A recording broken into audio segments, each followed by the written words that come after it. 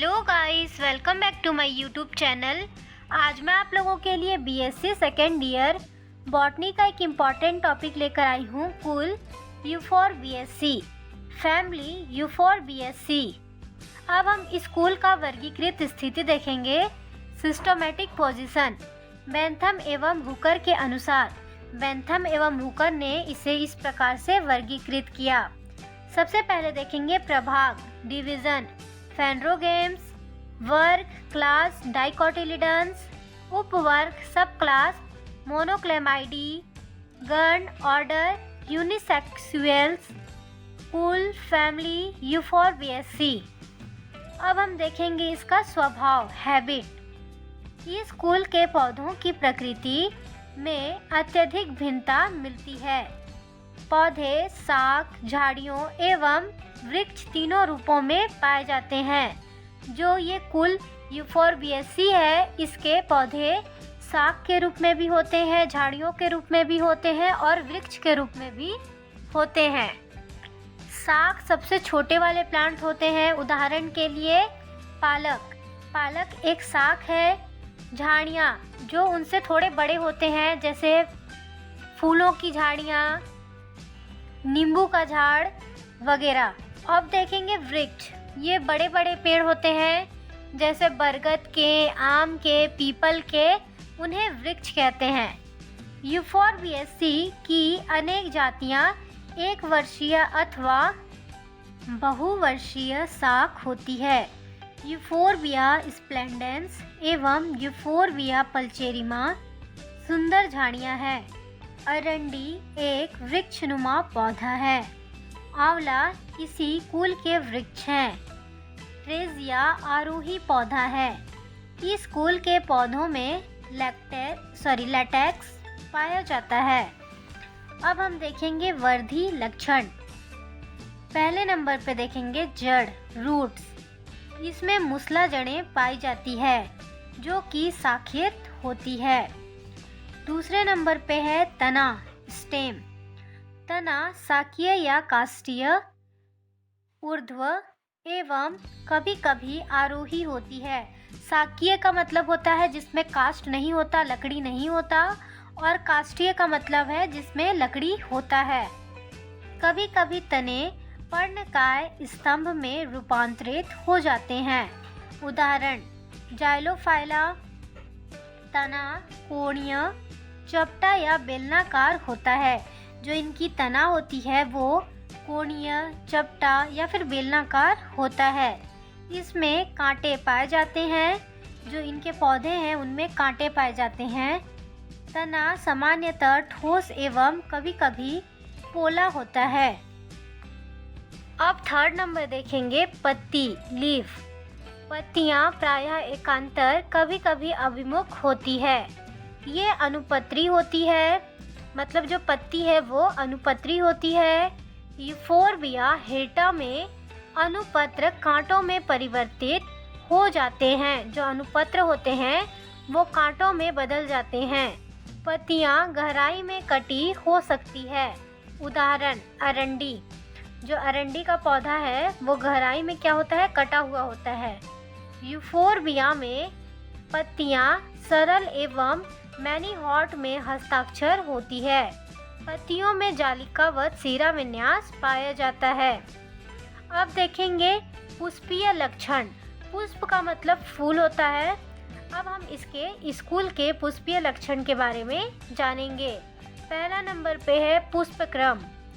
इस स्कूल में पुष्पक्रम जटिल प्रकार का होता है। प्रारंभिक पुष्पक्रम असीमाक्षी होता है, जो कि बाद में ससीमाक्षी में परिवर्तित हो जाता है। जो पुष्पक्रम असीमाक्षी होता है वो बाद में क्या हो जाता है, ससीमाक्षी में परिवर्तित हो जाता है, मतलब बदल जाता है। यूफोरबिया में एक विशिष्ट प्रकार का पुष्पक्रम पाया जाता है जिसे साइथियम कहते हैं। संपूर्ण साइथियम एक द्विलिंगी पुष्प की भांति दिखाई देता है। द्विलिंगी का मतलब होता है जिसमें दो लिंग होते हैं, नर एवं मादा दोनों। साइथियम एक कपनुमा संरचना से घिरा रहता है। इसे सहपत्रों का चक्र कहते हैं। इनमें बीच बीच में बड़े आकार की रंगीन ग्रंथियां पाई जाती है। साइथियम पुष्पक्रम के मध्य भाग में, मतलब जो बीच वाला भाग है, उसमें केवल एक मादा पुष्प पाया जाता है। सिर्फ एक मादा पुष्प पाया जाता है, जो कि केवल त्रिअंडपी अंडाशय द्वारा प्रदर्शित होता है। प्रत्येक सहपत्र के कक्ष में अनेक नर पुष्प उपस्थित होते हैं। जितने भी उसमें कक्ष होते हैं उनमें अनेक नर पुष्प उपस्थित होते हैं। प्रत्येक नर पुष्प एक पुंकेसर के रूप में पाया जाता है। पुंकेसर नन प्रजनन अंग को कहा जाता है, जिसके मध्य भाग पर एक जोड़ होता है। जो बीच वाला भाग है उस पर एक जोड़ होता है। पुराने पुष्प केंद्र के समीप होते हैं और ये अपकेंद्रीय क्रम में परिपक्व होते हैं। अब देखेंगे सेकेंड नंबर पे पुष्प, फ्लावर या फिर जिसे फूल कहते हैं।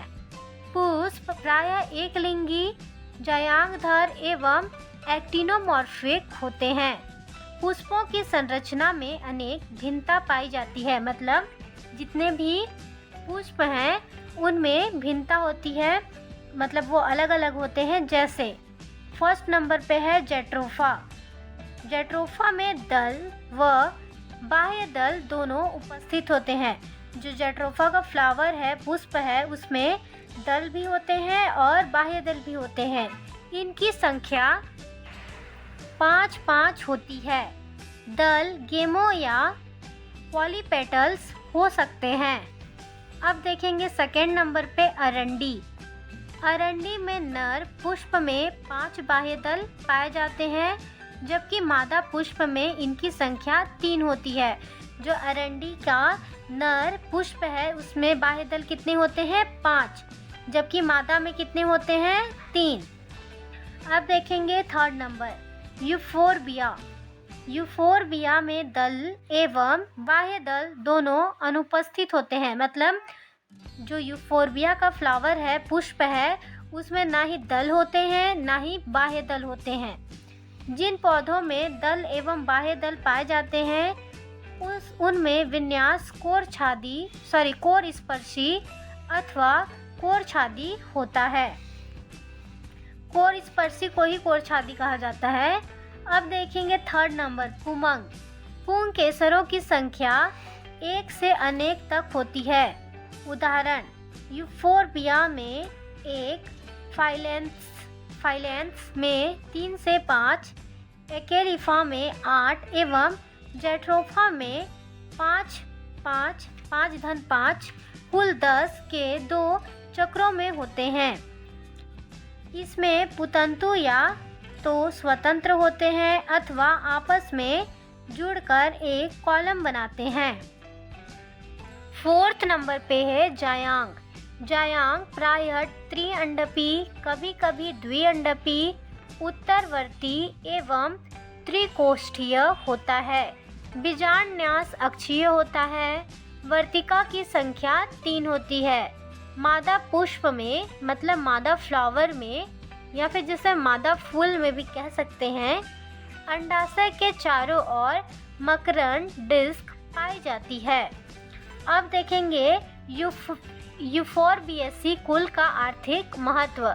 Economic importance of the Euphorbiaceae family. First number पे है सजावटी पौधे, जो डेकोरेशन के लिए होते हैं, ऐसे पौधे फर्स्ट नंबर पे है इसमें यूफोरबिया स्प्लेंडेंस। सेकेंड नंबर पे है यूपल्चेरिमा। थर्ड नंबर पे है जेट्रोफा गॉसिफिफोलिया। अब देखेंगे सेकेंड नंबर पे रबर उद्योग में, इन रबर इंडस्ट्री। फर्स्ट नंबर पे है हिविया ब्रासिलियंसिस। थर्ड नंबर पे है तेल, ऑयल, अरंडी। अरंडी एक पौधा है जिसका वानस्पतिक नाम, बॉटनिकल नेम रिसिनल क्यूमिनिया होता है। बीजों से प्राप्त तेल स्नेहक, पारदर्शी साबुन, टाइपराइटर की स्याही बनाने में उपयोगी होता है। 4th नंबर पे है रंजक। रंजक का मतलब होता है रंगने वाला। 1st नंबर पे है कामला। कामला का वानस्पतिक नाम बॉटनिकल नेम मेलोटस फिलिनिपेंसिस होता है। छाल से प्राप्त रंग सिल्की कपड़ों के रंगने के काम आता है। जो इस प्लांट का छाल होता है वो सिल्की कपड़ों को रंगने के काम आता है। 2nd नंबर पे है कीरैंगनेला रेटिकुलेटा से स्याही प्राप्त की जाती है, मतलब इंक प्राप्त की जाती है, जिससे ये देखो ये पेन है, इसके अंदर क्या है, इंक है, इसी के कारण हम इससे लिख सकते हैं। 5 नंबर पे है खाद्य पदार्थ फूड। जो खाने योग्य होते हैं उसे खाद्य पदार्थ कहते हैं। आंवला। आंवला का वानस्पतिक नाम बॉटनिकल नेम एम्ब्लिका ऑफिसिनेलिस होता है। इसके फल विटामिन सी के प्राकृतिक स्रोत होते हैं। जो आंवला है उससे हमें प्रचुर मात्रा में विटामिन सी मिलता है। इसका उपयोग अचार, मुरब्बा एवं त्रिफला आदि बनाने के लिए किया जाता है। जो आंवला है उससे अचार भी बनाया जाता है, मुरब्बा भी बनाया जाता है, त्रिफला बनाने के लिए भी उपयोगी है और हम इसे ऐसे भी खा सकते हैं। ये हमारे पाचन को बढ़ाने में मदद करता है। हमारा टॉपिक यहीं समाप्त हुआ। अगर आपको हमारे चैनल से हेल्प मिलती हो तो प्लीज़ हमारे चैनल को सब्सक्राइब करें और कमेंट कर बताएं कि अगली वीडियो आपको किस टॉपिक पर चाहिए। Thank you.